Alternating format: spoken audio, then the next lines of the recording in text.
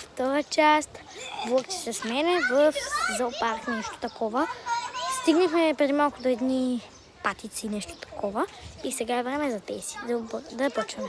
Това са сребърните фазани. Ето ги там, са се сгушили. И отиваме към следващото. Май нещо са болни или ги няма. Не знам, че продължаваме нататък. Уху, петелче. Уху.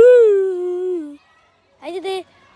Хора, преди малко той изкукурига, аз не го хванах този прекрасен кадър. Петел, айде изкукурига и пак, заради мене. Така, първо да видим какво е това. Yes! Хванах вид кокошка, ето някаква кокошка и диамантен фазан. Това ли е диамантения фазан? Аз мислях, че е онова.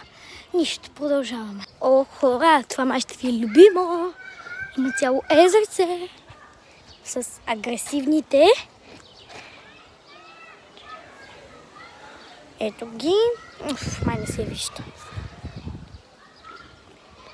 Червенобуза костенурка. Ето я. Червенобузата костенурка.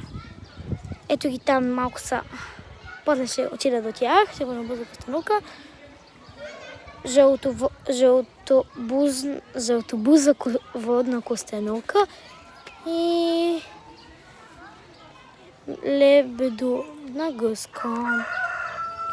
Малко не се чува какво да доря, защото е много шумно тук. Ето ги. Там някакви пустаци са си фърлили шишето. Им развалят хармонията. Ето. Друго куци на работа да вземем. Сега отивам да ви покажа. Това са шишарки. Там са костенурките. Отивам да ви ги покажа. Преди костенурките ще ви покажа тези схлупани каштурки. И ето ги там на моста двете костенурки. Мисля, че са само две.